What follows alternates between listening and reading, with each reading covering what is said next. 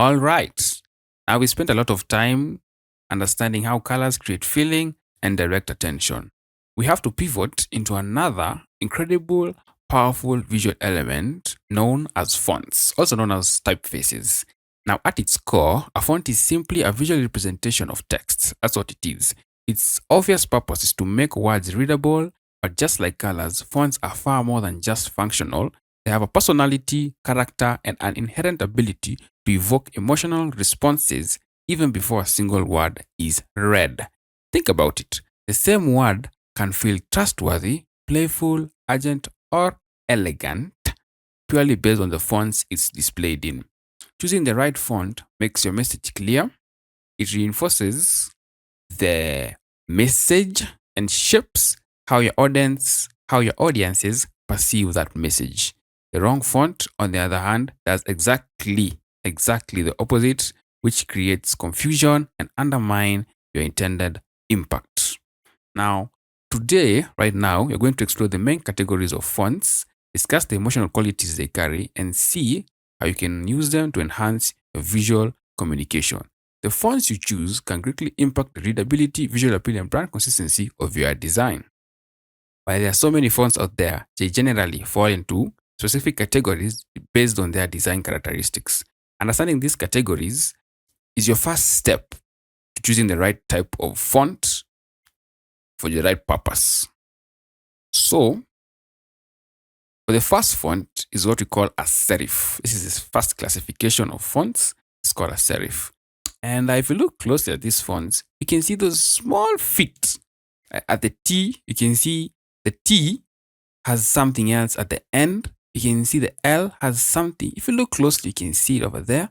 If you see the H, it has like a hat, over there. You see the hat over there? A hat over here. Now that's the serif. That's what the serif fonts look like. And the impact that serif fonts usually emote is usually based on traditional, trustworthy, authoritative, and classic. For example, you can see this one here, Times New Roman or Georgia. So this is Times New Roman and this is Georgia font right here below. And see, this is normal. These are found in newspapers, classic books, even legal documents. So they're used mostly in professional settings, and I'll keep things classic, traditional, and trustworthy. The second one is sans serif. Now, sans is a French word meaning without. So it's the fonts without the little hats. You can see the comparison. You can see the S here, that hat over there, this one over here. This S is just purely an S. There's no embellishments on it. See the I? See the I? So it's without this hat. And usually classified as a modern, clean, minimalistic, friendly, and versatile.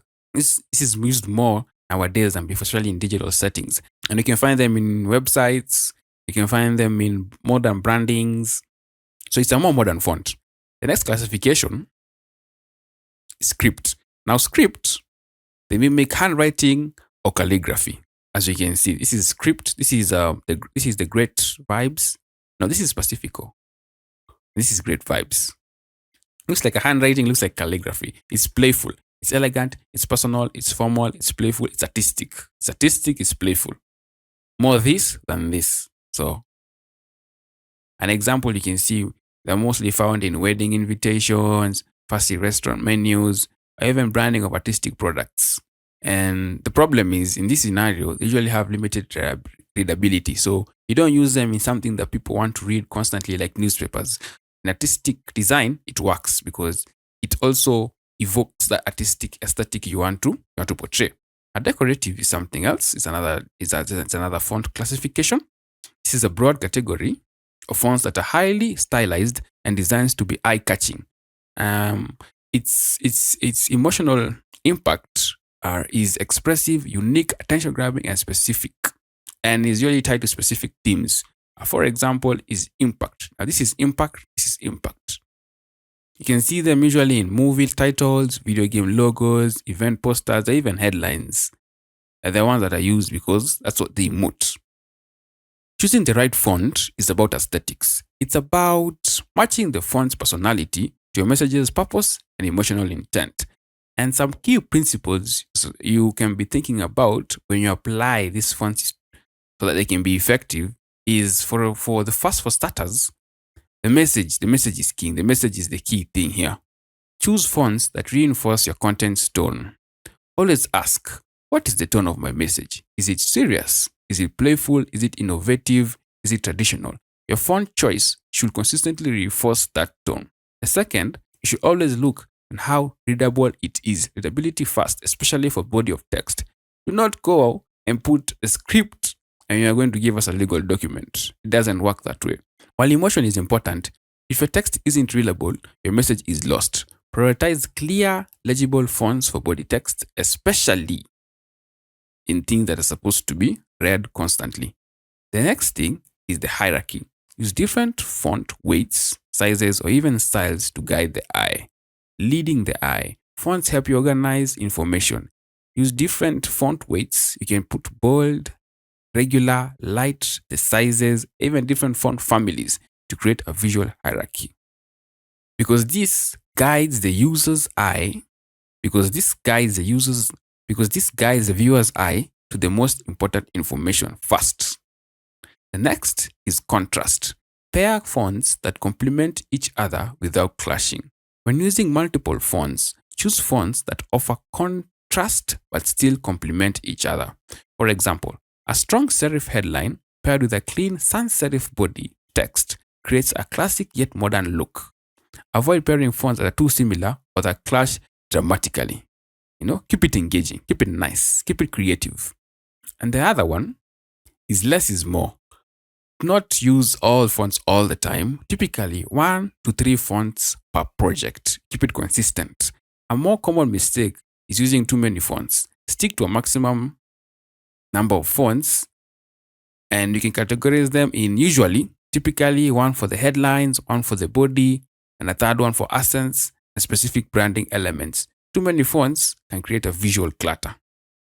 So you have to keep the brand consistency always. You have to keep everything consistent. So the colors have to match the fonts so that they can match the message, so they can match the brand.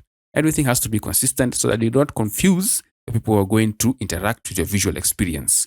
Let's look at some examples so we can understand what the message is being portrayed by these examples and see how we can apply them in our designs. I'm going to open a new tab so we can look at 3 examples quickly so we can have a feeling of how these fonts are being used to portray the message. The first one, let's see. What are we going to do? We're going to create a business port. Let's try that. And look at the templates.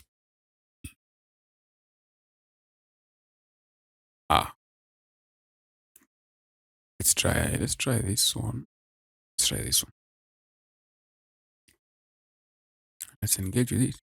As you can see, going to maximize this. As you can see, the fonts, all these are serifs and sans serifs. Clear message. There's nothing fancy here. This might be an impact for the headline. And you can see the bold, the sizes are different. What you were talking about. Sizes are different. Some are bold, some are not. Yeah. You see? Easy to read, legible, nothing fancy. That is a business report. Let's look at something completely different. Let's look another tab. Let's see a children.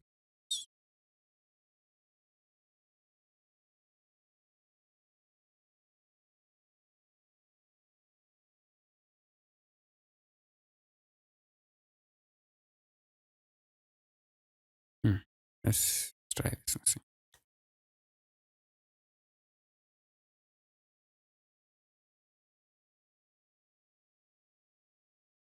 Hey. Script. Look. Completely different from the business. It has elements of serif, and sans serif. I think it has elements of serif because it has to be legible. This is a wedding invitation. For the legibility part, they've kept serif, but for the artistic part, Jonathan and Juliana, they've kept the script. Let's look at one more. Something completely different again. Let's look at a tech logo. See. And see what fonts show up. Yeah. So impact, let me maximize this. Impact and serif as well. So serif is a common used font because it's modern and is used almost everywhere nowadays. And you can see this is more of an impact. It's bold, it's larger than this. So it works. And it conveys the message that you're trying to portray. We're a tech company called Brain Tech, Artificial Intelligence. Everything here relays that message. The logo, the words, the fonts, the colors, everything portrays that message.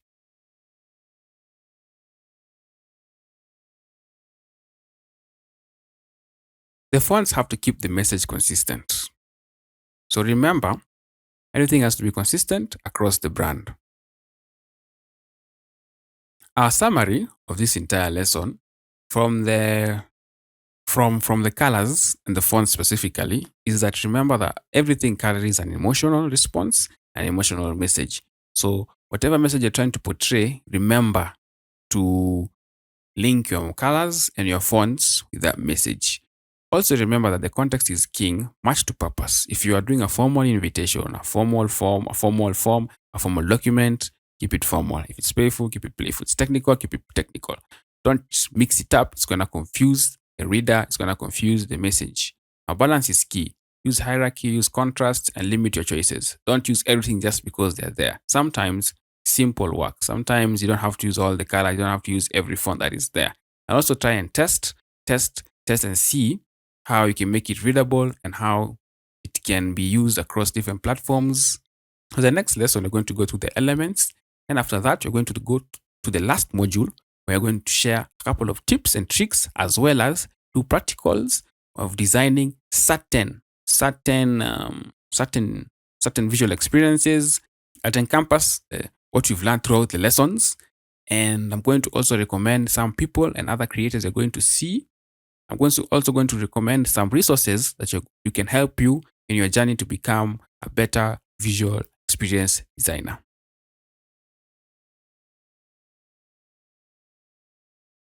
Before we go into the elements, a quick detour. Again, Canva has so many resources that you can go and learn and improve your skill. Now you go to Canva and type on your computer or your phone, Canva typography. Yeah. Then the ultimate guide to understanding typography. This shows you what typography, which is just fonts, how and what some terms that can help you as well as when you continue to read and when you go speak to designers, as well as just improve your general skills. So you can come here and read this typography, a guide, fonts, sizes, weights, the ascender, and that is at the top. Here, serif, sans serif, scripts, baseline, what the baseline is, tracking, what tracking means, what kerning means, what leading means. It's about spacing. This is spaced vertically. You can see spaced vertically in lines. Then kerning is between the words, space between. It's space between two letters or characters. Yeah. So yeah, to increase or decrease the space between the lines.